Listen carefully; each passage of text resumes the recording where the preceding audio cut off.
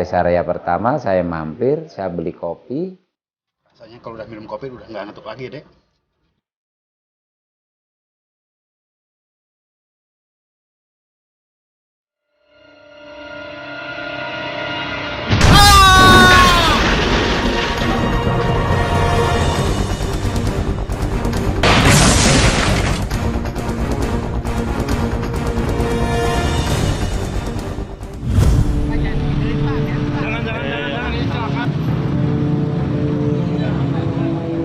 Sejumlah motor ditinggalkan pemiliknya saat seekor kuda yang diduga stres mengamuk dan berlari melawan arah di Jalan Geraha Raya Pinang, Kota Tangerang, Banten pada Minggu sore. Kontan kejadian tersebut membuat warga yang tengah berburu hidangan berbuka puasa panik. Sejumlah pengendara motor berusaha menyelamatkan diri dengan meninggalkan kendaraannya. Beruntung, tidak ada korban luka dalam peristiwa ini, tapi 3 buah motor mengalami kerusakan. Seis atau pengendali delman dengan dibantu warga akhirnya berhasil menjinakkan kuda dengan cara diikat di salah satu pohon.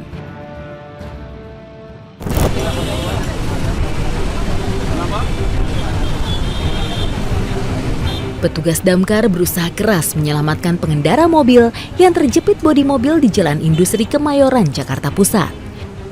Evakuasi sempat terkendala sempitnya ruang kemudi. Korban pun harus dibantu dengan pemberian oksigen. Setelah setengah jam, petugas damkar berhasil mengeluarkan korban dari mobil. Korban mengalami luka pada bagian kaki serta kepala dan segera dilarikan ke rumah sakit. Peristiwa ini terjadi setelah sebuah mobil menabrak pohon pembatas. Beruntung, tidak ada korban jiwa dalam kecelakaan ini.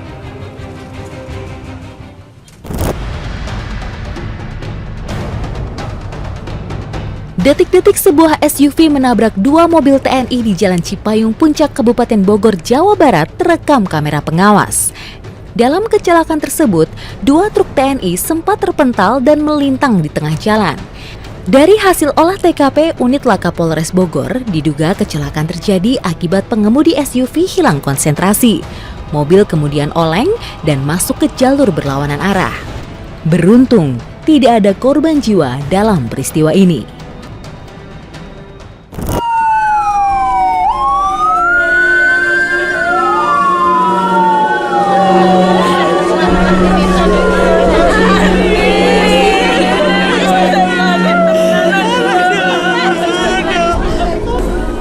Dunia olahraga Indonesia berduka.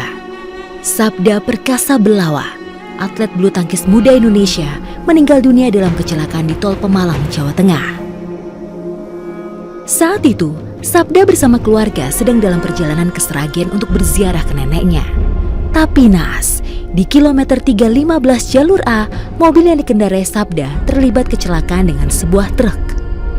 Akibat kecelakaan itu, Sabda dan ibu meninggal dunia. Keduanya dimakamkan dalam satu liang lahat. Sementara ayah, kakak serta adik Sabda menderita luka-luka.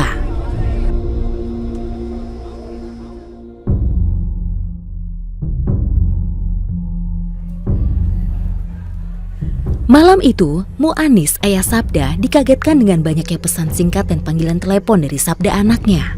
Padahal dia tengah menghadiri haul orang tua temannya. Jam 10 malam almarhum itu WA gitu loh, WA-nya itu kok buru-buru gitu, pa, sampai saya belum jawab aja dia telepon gitu loh, telepon dengan nada papa pulang gitu. Halo dek, papa kemana sih? Dari tadi aku telepon gak diangkat-angkat. Emangnya kenapa, Dek? Nenek pak, nenek udah meninggal pak. Yaudah, Dek, papa segera pulang, kamu siap-siap aja. Mu'anis pun kaget mendengar berita duka kepergian ibu mertuanya. Mu'anis pun memutuskan pulang meski acara belum selesai.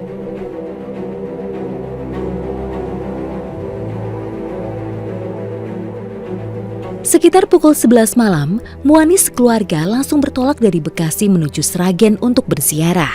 Saat itu Sabda yang mengemudikan mobil. Sebenarnya pihak keluarga melarang Sabda berangkat, lantaran Sabda akan mengikuti kejuaraan bulu tangkis yang digelar 1 minggu berikutnya. Namun setelah mendapat izin dari pelatih dan kedekatan Sabda dengan sang nenek, sang ibu tidak bisa menolak niat baik putra kebanggaannya. Hati-hati deh jalannya, nggak usah ngebut-ngebut. Nanti kalau ada apa-apa di jalan bisa celaka.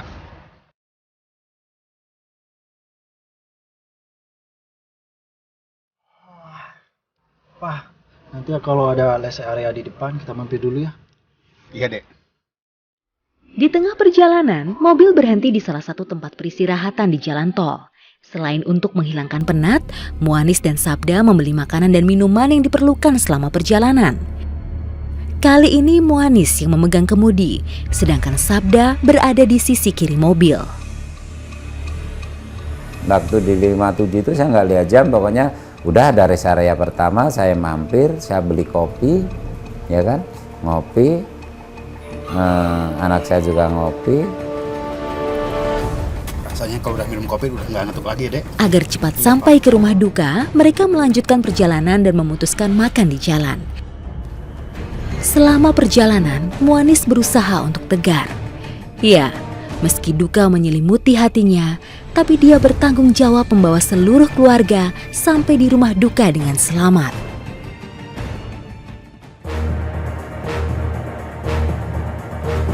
Berjam-jam berada di dalam mobil, rasa capek dan kantuk mulai menghinggapi seisi mobil.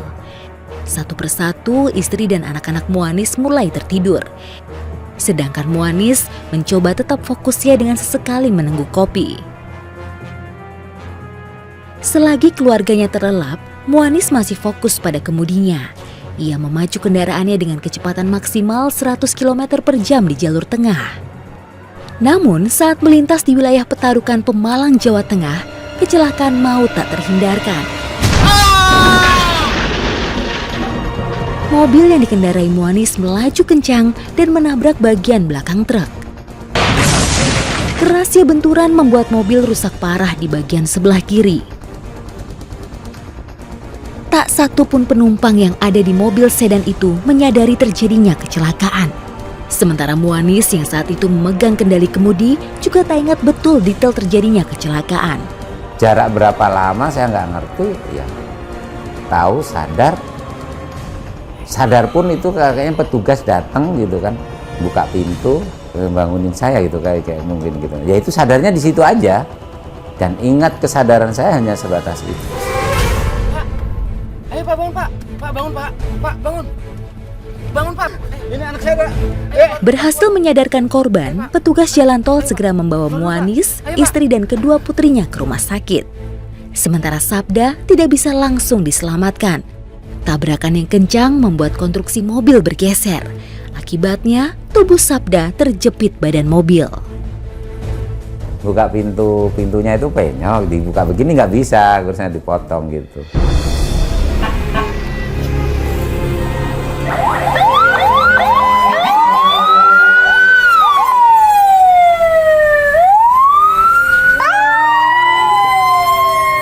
Hati Muanis hancur ketika mendapati istri dan putra tercintanya meninggal dunia.